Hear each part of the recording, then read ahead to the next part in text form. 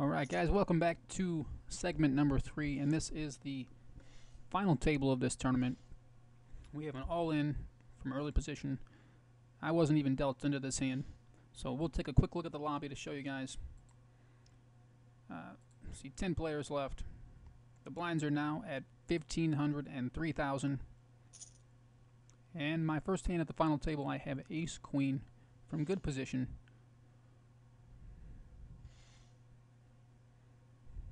And we do have a pretty good chip stack. Looks like I'm in second place at the table, only to this person here with 150,000.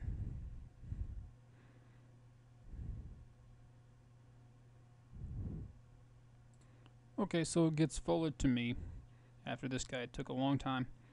So I'm going to come in for what looks like a blind raise. They're going to think it's a blind raise, and I don't mind if they play back. If they play back, I'll probably just call or go all in. I mean, I will play with them. So the flop misses me other than a straight draw, but I do have the aggression and position, and I'm just going to bet it big.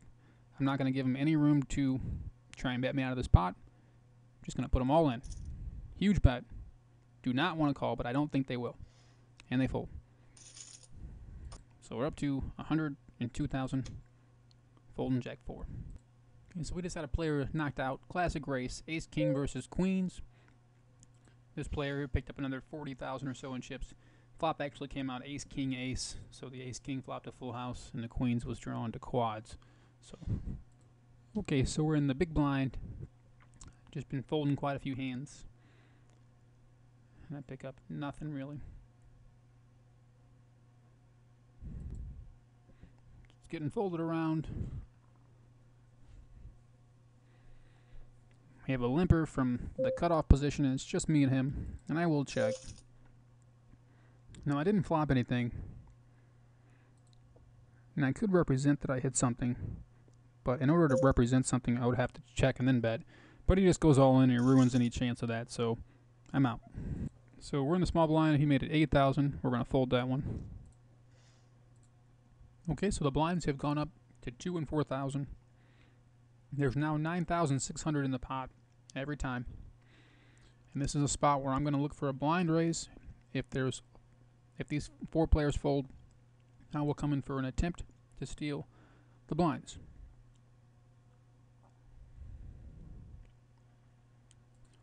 Okay, so they all 4 fold. And like I said, I'm going to come after him. I'm going to go just flat out 10,000.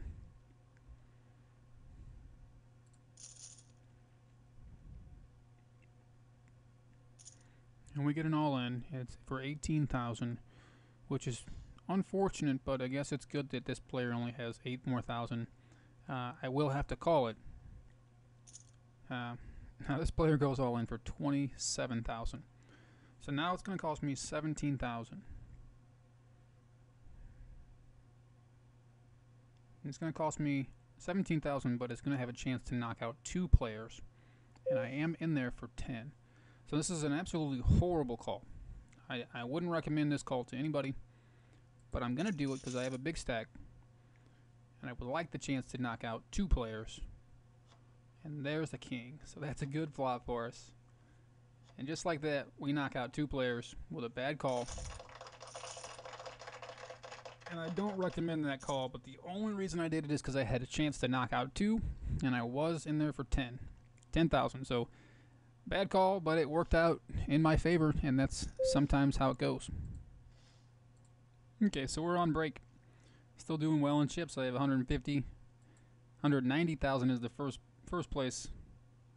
And we are still down, or we're down to 7 players. So we're on break. I'm going to take a quick bathroom break, and I'll be right back, guys. Okay, guys, so we're back from break. We just had an all-in, and 1 player is gone. So we're now down to 6 players. And I'm down to 3rd in chips, but I'm not down at all. I'm doing very well. Those are actually the same exact 2 cards I had last hand. 7-4 of hearts, both times. The average chip stack is 100,000, so we're doing pretty well. A lot of people at the table, or still a lot of people here with, our chip stacks average out to 100,000. So big blind with King 7 suited. we're not really going to see any other plays but all in from these guys. They're pretty short stack compared to the rest of the table, so I suspect that he's going to go all in when he comes after the blinds, period. And I would just fold to an all in here.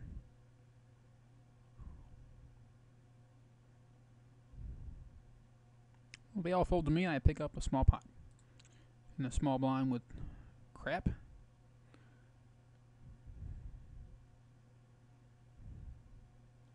And to save time, I'm just going to fold it. Okay, so I'm on the button with another crap hand, but I do have the button this time. And I'm going to come in for a blind raise. 12,000, 3 times the big blind. I would like the money in the pot, and I'd like them to go away.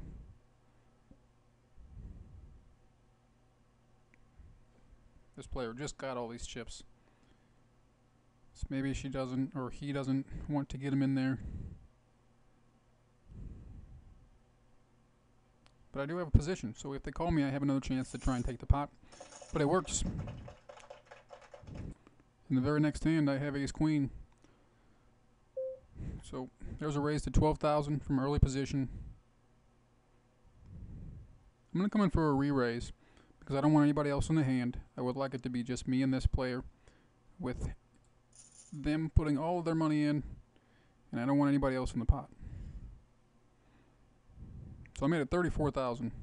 It's just about how much that player has.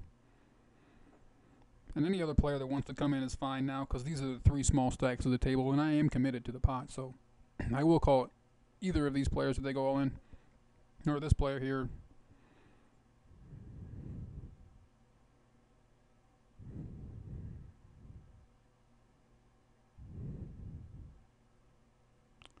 Taking some time, so I'm going to pause it. Nope, never mind. So there's full, and I expect to go all in for sure. So we'll call it, and we'll see what happens. So it's a race. I need an ace or a queen, or a diamond or a 10. And there's a diamond, so we take down the pot. Chip leader. Okay, so we have 4-jack offsuit, big blind. They have gone up to 3 and 6,000. We have a raise to 17,000 and an all-in, so it's an easy fold. Let's watch this hand play out. Most likely going to call that all-in, I would think. Well, maybe not, because that does look like a kind of a blind steal. Yeah, so they fold. So that's something to keep in mind. When this player makes it just a little bit less than 3 times the big blind, they're probably coming after the blinds. So 4-5 in the small blind. We have a limp, and I will do the same. We're now the 3 big stacks in this hand, so got to walk carefully. And I flop nothing, so it's going to be easy to get out of this hand. So they bet 6,000. Easy enough. I'll just fold it. Okay, so 10-jack on the button.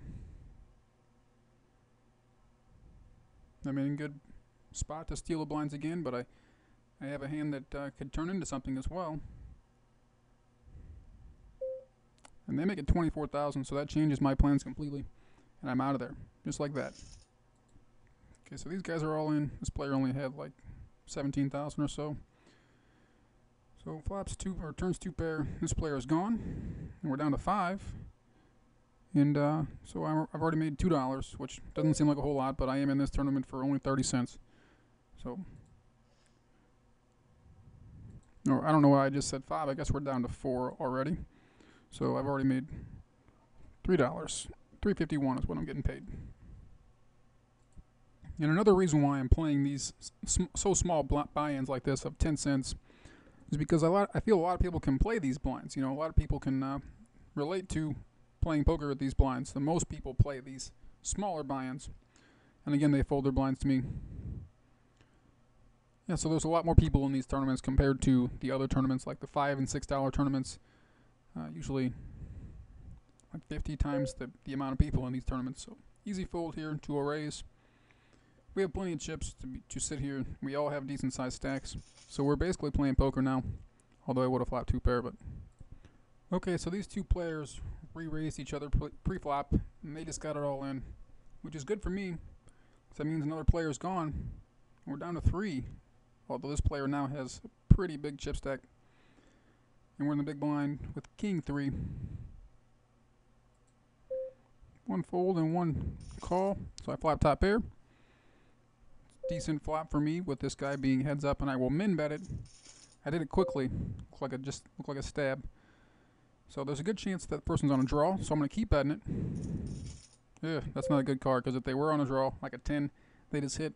So now it's an easy check. But although they did check to me very quickly, which makes me think they don't have a straight, but I'm still going to check it. The king wins it. There's just really no reason to bet that, because if they had the 10, they're going to re-raise me, and if they didn't have anything, they're probably just going to fold. So, easy check. Now I'm just going to limp in here. And they just min-raise me, which I'll still call. I mean, I do have an ace, and we are heads up. I'm kind of happy that I missed the flop, because I don't want to get involved. 13,000, I'm out. Just gave away 12,000. And this hand, it's like the third time that I've had this hand. So I'm just going to see what happens. Literally, it's the third time that I've had 7-4 of hearts in like 10 minutes. So instead of raising, I'll just come in and, yeah, I just completely miss it. But I am in position. Maybe I can stab at it and take it down. So one check.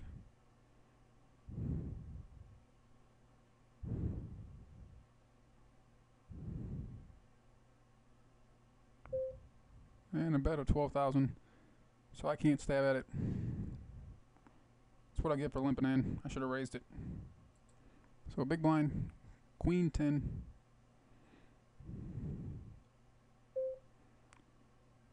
Okay, so he limps in. I'm going to put a little more pressure on him. I'm going to make it 18,000. I have position on him. And I flop just as good as I could hope for. Uh-oh. He goes all in for 80,000. Or 78,000. You know, that is pretty much a good flop for me. And it was almost an immediate all in.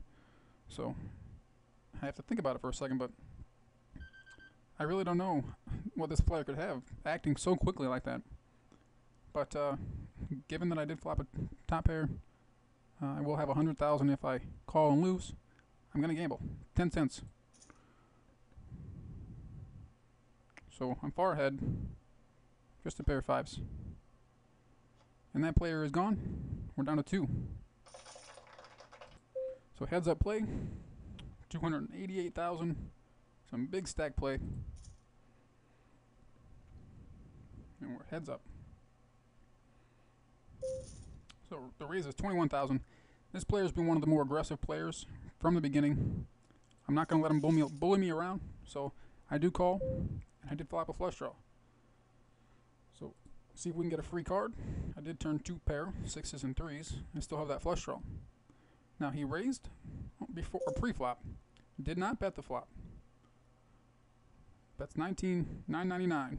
Just a deal. And I will call. So I'm still sitting here with 6s and 3s. I feel confident that I have the best hand. I almost feel like I should just put a value bet in because I'm so sure that I have the best hand, but I'm not going to do it. And I was wrong, so I'm glad I didn't put a value bet in. Didn't expect to see Jack 9, but we are heads up. So there's going to be some crazier plays.